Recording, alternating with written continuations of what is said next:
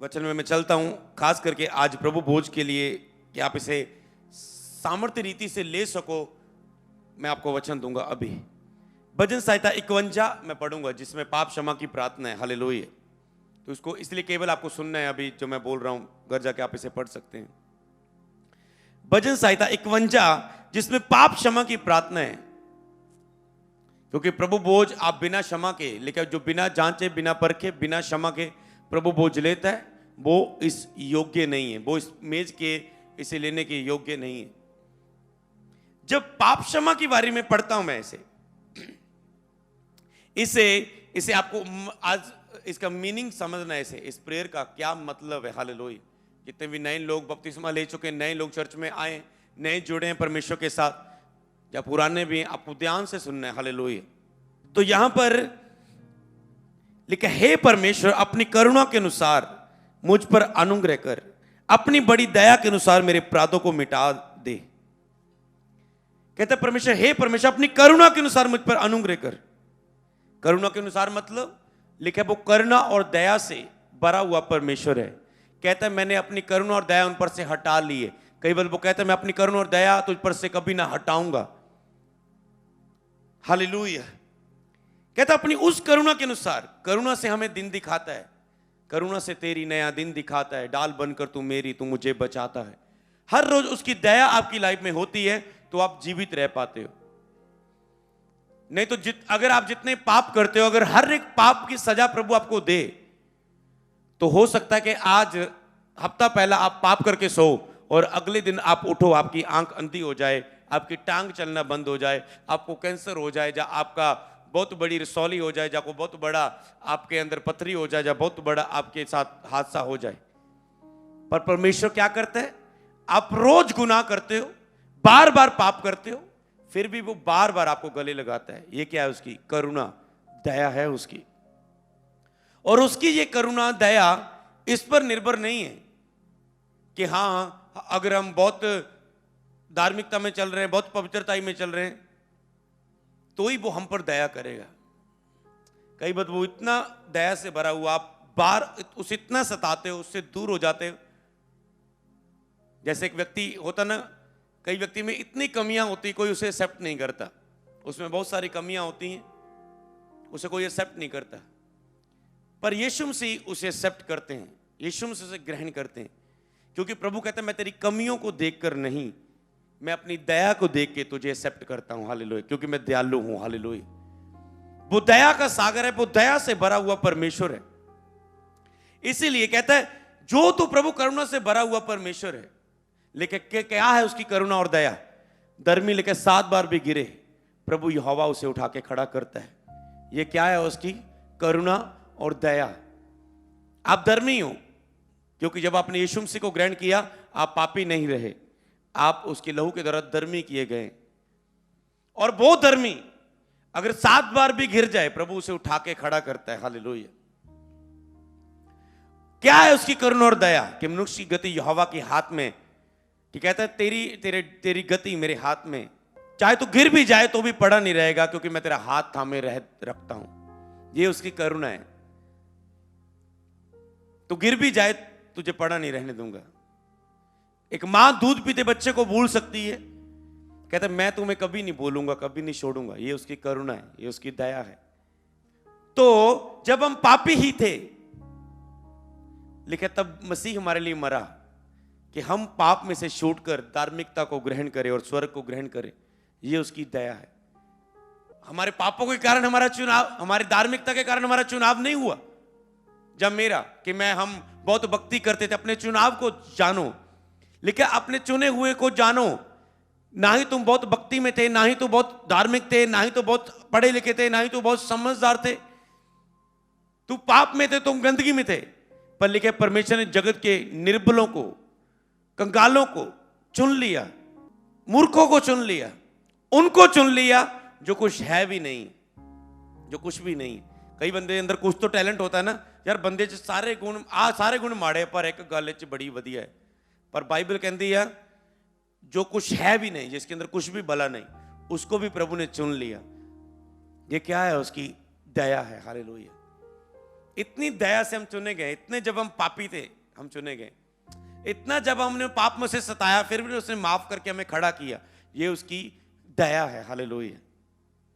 और कहता है हे परमेश्वर अपनी करुणा के अनुसार मुझ पे दया कर। जब एक पाप में गिरी हुई औरत सब पत्थर मार के उसे मारने के लिए तैयार हैं, यीशु से कहता है वो पहला पत्थर मारे जिसने कोई पाप नहीं किया। सबको पाप नजर आ गए अपने, और सब अपने पत्थर फेंक के चले गए। यीशु ने उसे बचाया, माफ किया। यीशु कहता है मैं तुझे माफ करता, दोबारा पाप ना करना। ये क्या है? उसकी दया है, करुणा है। एक अधरंगी व्यक्ति जिसे 4 व्यक्ति उठाकर उसे प्रभु के पास लेकर आए। जब उसे प्रभु के पास लेकर आए, और लिखा है लूका 5 की 18 में, उस समय कई लोग एक मनुष्य को जो लकवे का रोगी था खाट पर लाए, और वह उसे भीतर ले जाने और यीशु के सामने रखने का उपाय ढूंढ रहे थे। क्या ढूंढ रहे थे? उपाय। इससे एक रेवलेशन है कि आपको भी उपाय ढूंढना है कि अगर मैं मसीह के पास आ चुका हूं, मैं बाइबल में उन लोग बाइबल को पढ़ना है और देखना है इन लोगों ने कैसे चंगाइयों को प्राप्त किया, इनकी लाइफ कैसे चेंज होगी। कोई प्रभु की हुजूरी में आता है, वो कहता है मैं लोगों से धन छीनता था, लोगों को लूटता था, लोगों से टैक्स लेता था। ओके, प्रभु ने मैं चुंगी लेता था, अब जितना मेरे पास है मैं उसे कंगालों को बांटता हूं, जिससे लिए दुगना देता हूं उसे। ये क्या है? इसका मतलब उसने दिखाया कि मैं मसीह में आके बदल चुका हूं। उसने केवल मुंह से नहीं, कर्मों से दिखाया कि मैं चेंज हूं। ये कई वृक्ष उपाय ढूंढ रहे थे यीशु के पास लेके जाने का। अधरंगी था, ओके, छत को उधेड़ा, उपाय मिल गया, यीशु के पास रख दिया। यीशु ने उनके विश्वास को देखे, कौन से बंदे को? यीशु ने कहा तेरे पाप माफ हुए, उठ अपनी खाट उठा और घर चला जा। क्या वो बहुत धर्मी व्यक्ति था?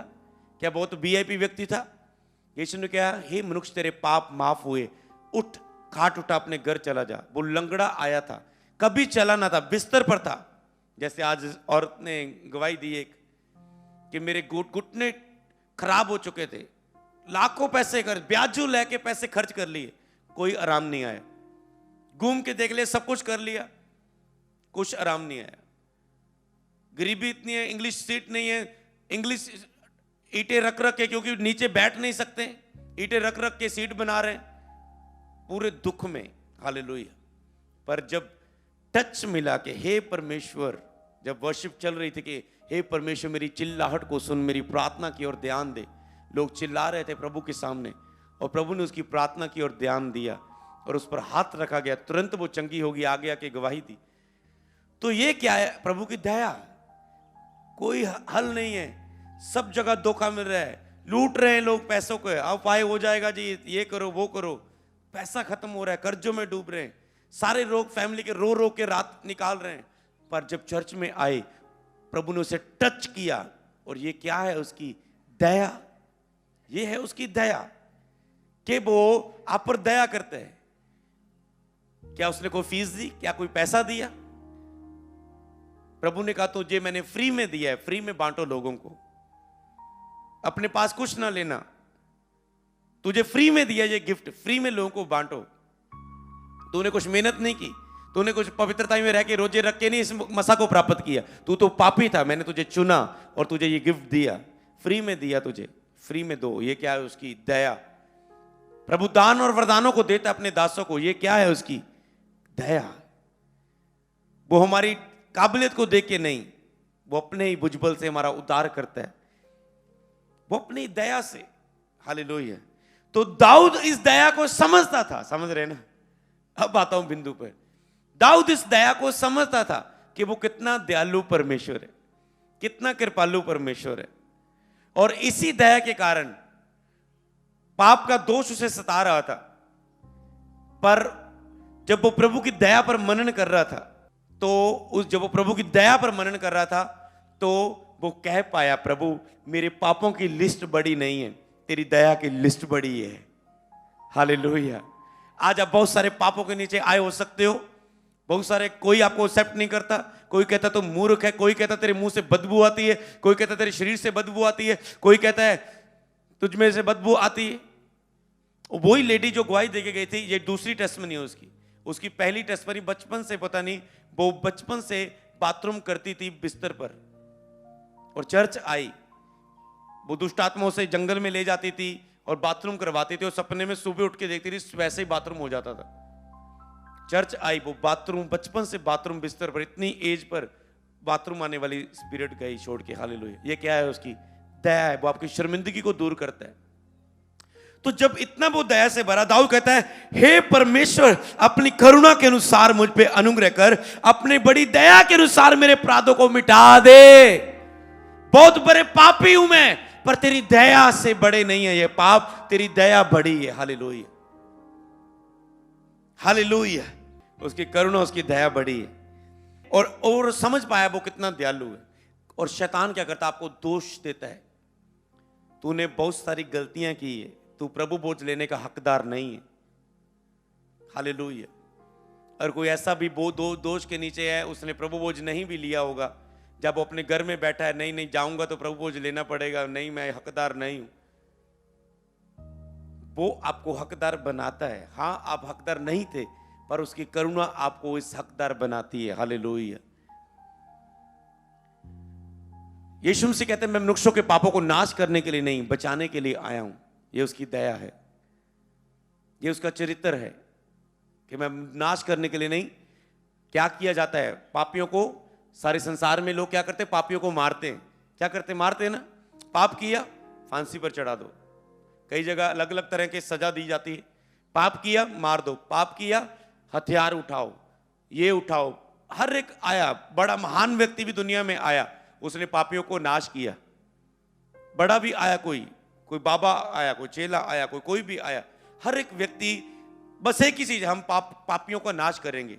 यीशु मसीह कहते हैं, अगर दुनिया में सब पापियों का नाश करते रहेंगे तो सारी दुनिया खत्म हो जाएंगी, क्योंकि सबने पाप किया है, सब परमेश्वर से दूर है। बाइबल में लिखा है, कोई धर्मी नहीं है, एक भी नहीं धर्मी। धर्मी तो एक भी नहीं है। कौन कह सकता है मैं प्योर हूं 100%? बाइबल बताती है, अगर एक व्यक्ति 99% भी सही है, 1% भी गलत है, तो वो नरक में जाएगा। और आप 99 की तो बात की बात है, आप तो 1 भी नहीं होंगे % सही, कई लोग तो। पर ये क्या है? प्रभु की दया, अनुग्रह से हमारा उद्धार हुआ। यीशु पर विश्वास करने के द्वारा हम स्वर्ग को ग्रहण कर रहे हैं, ये उसकी दया है। हालेलुया। और इतना दया से भरा हुआ, चेले पूछ रहे, प्रभु अगर हमारा भाई हमारे साथ अपराध करे तो उसके साथ फिर क्या करें? प्रभु ने कहा, अगर तेरा भाई तेरे सामने अपराध करता, क्योंकि चेड़ों में कई बार ऐसा गुस्सा गिला हो जाता था,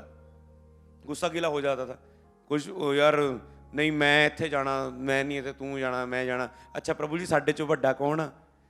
मतलब उन्होंने भी कुछ चीज़ां चलदियां सीगियां, क्योंकि अभी पवित्र आत्मा ना उतरा था और ऐसी चीजें थी। प्रभु ने कहा, तुम में से जो अपने आप को छोटा करेगा ना, वो बड़ा किया जाएगा, वो बड़ा किया जाएगा। हालेलुया।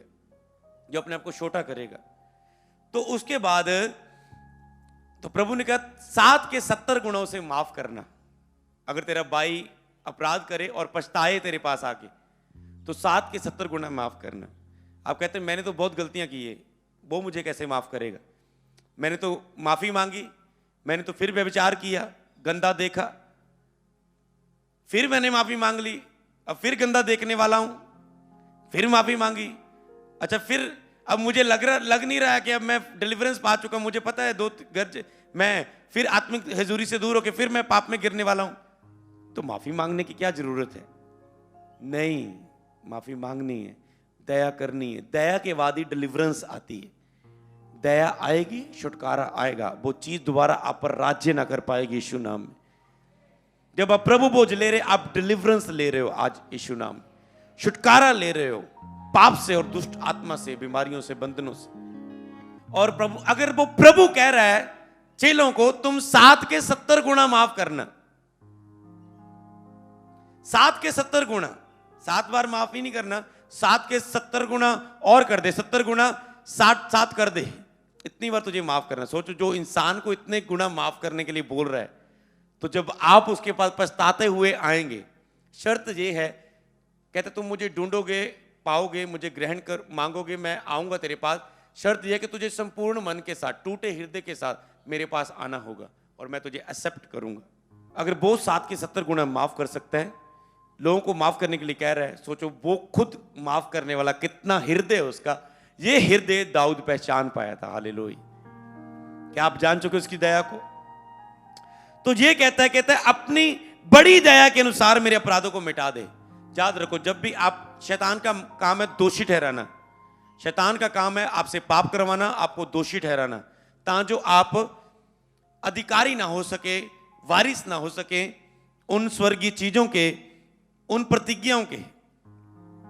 एक वचन प्रभु मुझे बताने के लिए बोल रहा है, दूसरा इतिहास उसका 6 अध्याय उसकी 14 आयत। यहां कहता है, हे यहोवा, हे इस्राएल के परमेश्वर, तेरे सामने ना तो स्वर्ग में ना तो पृथ्वी पे कोई ईश्वर है। कह रहा तेरे समान ना तो स्वर्ग में ना पृथ्वी में कोई ईश्वर है।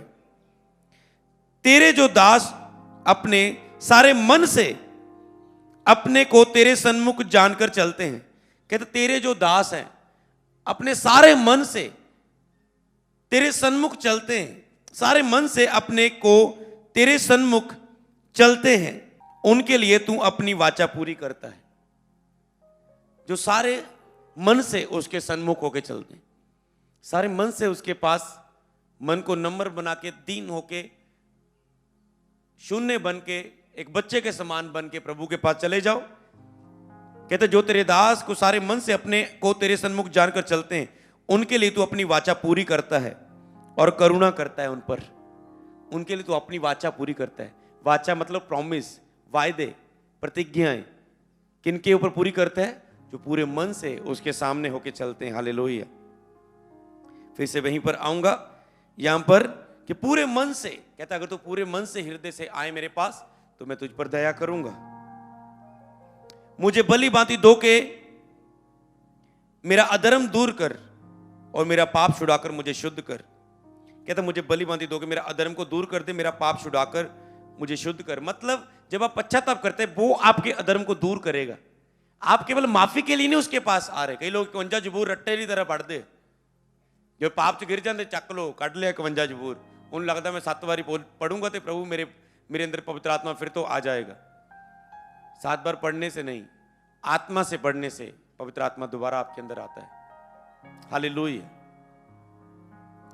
तो क्यों पढ़ना है इसे? ये बार बार आप यूज कर सकते हो, इसे बार बार यूज कर सकते हो, क्योंकि जब जब आप इसे पढ़ोगे प्रभु आपसे बात करता है पश्चाताप के लिए।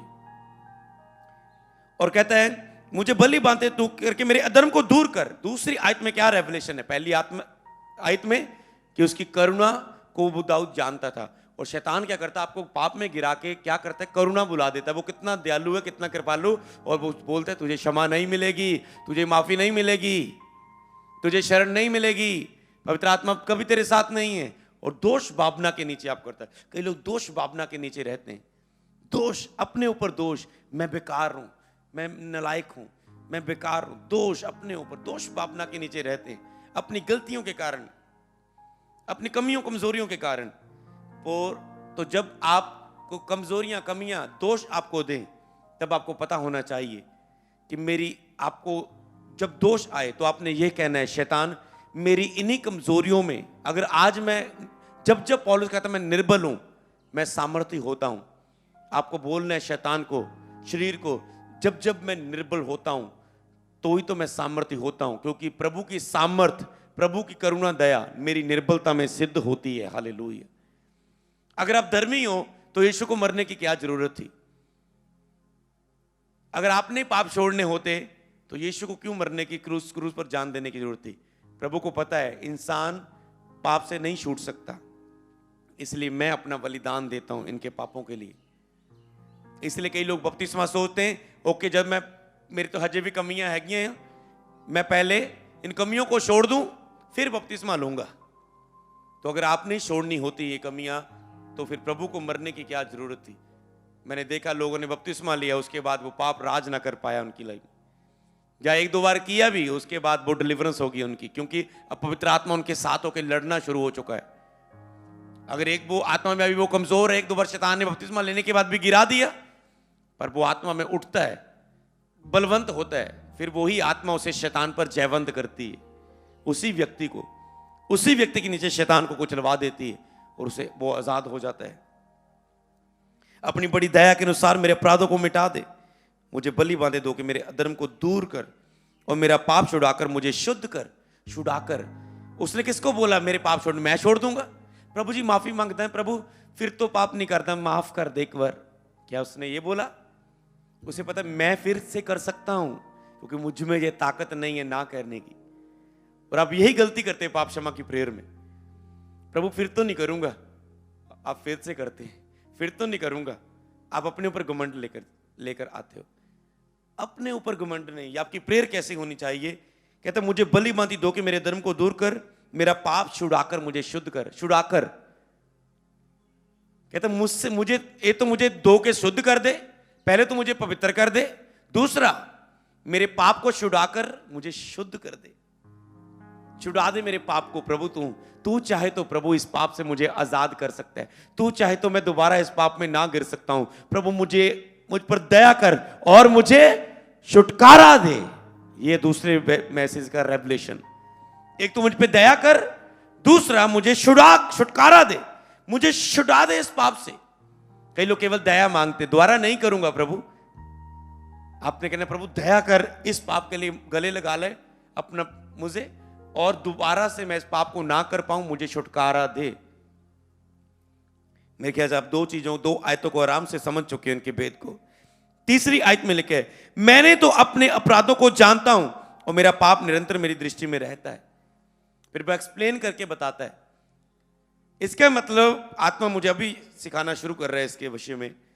इसका मतलब उसने ये नहीं बोला हो प्रभु जी घुटने ते आगे, प्रभु जी माफ कर दे प्रभु जी फिर तो गलती, प्रभु बहुत दुखी है माफ कर दे प्रभु, अगे तो नहीं गलती करता, बस खत्म हुई प्रेयर। हो दाऊद ने एक लफ्जों में खत्म नहीं की, खुल के बातें की परमेश्वर के साथ, खुल के एक्सप्लेन किया उस चीज को कि मैं इस अपने पाप को खुल के रख दिया प्रभु के सामने। लिखा जो अपने अपराध को छिपा के रखता है उस पर दंड रहता है, परंतु जो मान लेता है परमेश्वर के सामने, अगर आपने परमेश्वर के सामने पाप किया तो परमेश्वर के सामने मानना है। मनुष्यों के सामने पाप किया, किसी मनुष्य के दिल दुखाया, किसी को बोया, तो मनुष्यों के सामने माफी मांगनी होती है। हालेलुया। तो कहता है मेरे पाप को मेरे सामने से हटा दे। कहता मैं तो अपने अपराध को जानता हूं और मेरा पाप निरंतर मेरी दृष्टि में रहता है। उसने खुल के बताना शुरू किया कि मेरा पाप निरंतर मेरे सामने रहता है। दोष दे रहा है पाप। मैं तुझसे वो तेरी प्रतिज्ञा के लिए घोषणा नहीं कर पा रहा हूं प्रभु। अगर एक व्यक्ति को पाप दोष दे रहा है, वो कैसे कहेगा प्रभु तेरे वचनों में लिखा है मांगो तो दिया जाएगा, प्रभु तेरे वचनों में लिखा है ढूंढोगे तो पाओगे, प्रभु तेरे वचनों में लिखा है खटखटाओगे तो खोला जाएगा, प्रभु तेरे वचनों में लिखा है अंत के दिनों में अपना आत्मा सब मनुष्य पर उंडेल दूंगा, प्रभु तेरे वचनों में ऐसा लिखा है, तेरे वचनों में लिखा है यहोवा मेरा चरवाहा है मुझे कोई गटी ना होगी। कैसे बोल सकता है उसकी प्रतिज्ञा को पूरा करने के लिए? क्योंकि उसका मन उसे दोषी दे रहा है। इसीलिए वह कहता है मेरा पाप निरंतर मेरी दृष्टि में मुझे दोष दे रहा है। मैं अपने अपराधों को जानता हूं। आपको अपना अपराध पता होना चाहिए कि मैंने क्या अपराध किया, उस अपराध को एक्सप्लेन करके माफी मांगना कि मैंने ये अपराध किए है। जैसे इंसान अगर आपके पास कोई आके बोले सॉरी, आप कभी भी उसकी सॉरी पर बिलीव नहीं करते।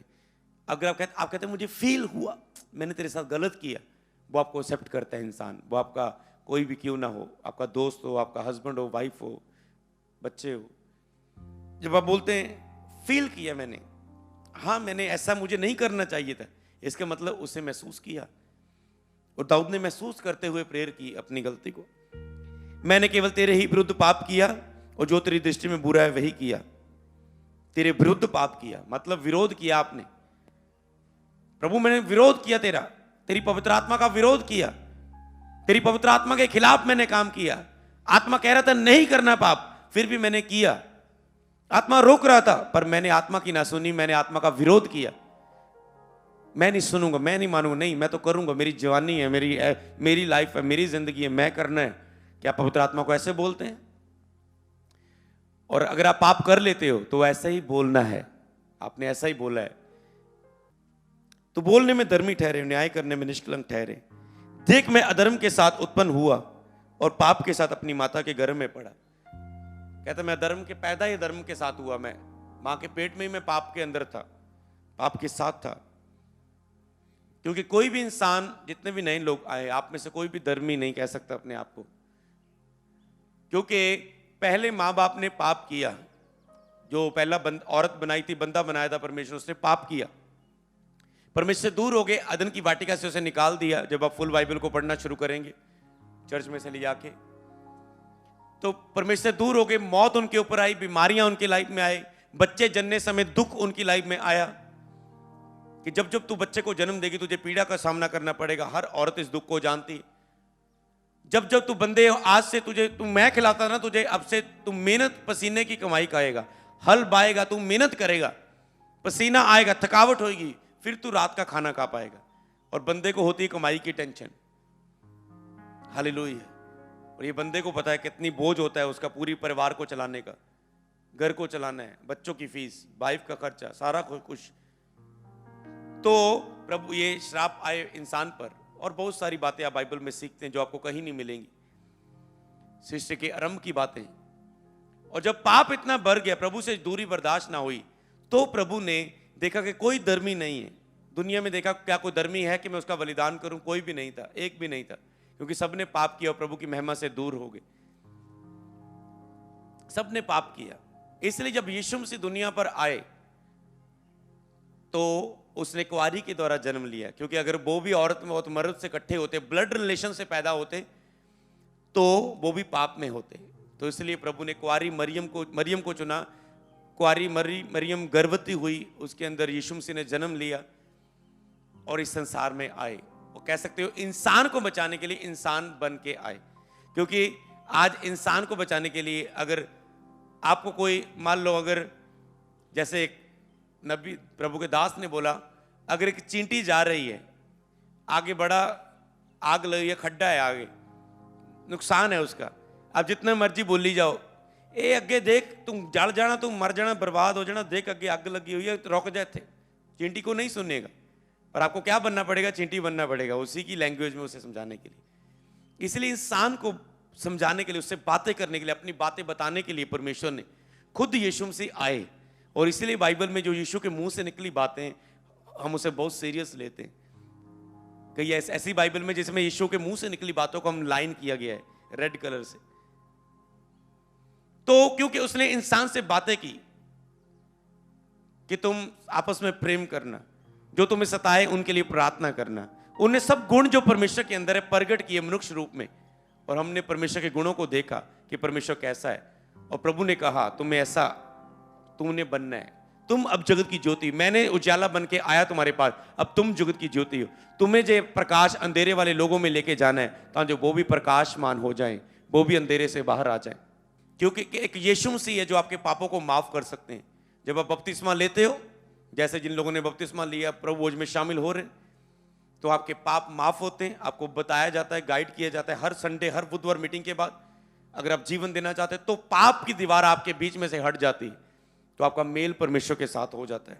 कहते देख मैं अधर्म के साथ उत्पन्न हुआ, माता के गर्भ में पाप में ही पड़ा मैं। देख तू हृदय की सच्चाई से प्रसन्न होता है और मेरे मन ही में ज्ञान सिखाएगा। कहते तू हृदय की सच्चाई से प्रसन्न होता है। सच्चे हृदय से प्रार्थना करोगे तो वो प्रसन्न हो जाएगा, चाहे पाप आपके कितने भी मैले क्यों ना हो, कितने भी गंदे क्यों ना हो। सच्चे हृदय से की गई प्रार्थना, हृदय की सच्चाई से तू प्रसन्न होता है और मेरे मन में ज्ञान सिखाएगा। वो ज्ञान सिखाता है। फिर जो शरीर बोलता है, शैतान बोलता है, तो वो आपको ज्ञान सिखाता है। नहीं, शैतान बोलता है इसने पाप किया, इसे सजा मिलनी चाहिए। तूने पाप किया, अब तू जीरो आ चुका है, अब तुझे शून्य से मेहनत करनी पड़ेगी। पर प्रभु का ज्ञान उसे समझ आना शुरू हो जाता है जब आप दया मांगते हैं, और प्रभु बताता है कि तेरे पापों से बड़ी मेरी दया है, तेरी पापों, तेरी गलतियों से बड़ी मेरी दया है। और वो ज्ञान सिखाता है आपको। जैसे लिखा, यीशु का लहू हाबिल के लहू से उत्तम बातें बोलता है, और यीशु का लहू उस व्यक्ति के लिए बोलता है नहीं, इसने पाप किया, पर मैं इसे माफ करता हूं अपनी दया से, इसे फिर से गले लगाता हूं। हालेलुया। जूफा से मुझे शुद्ध कर तो मैं पवित्र हो जाऊंगा, मुझे तो मैं हिम से भी अधिक श्वेत बनूंगा। मुझे हर्ष और आनंद की बातें सुना, जिससे जो हड्डियां तूने तोड़ डाली वे फिर से मगन हो जाए। कहता मुझे हर्ष और आनंद की बातें फिर से सुना।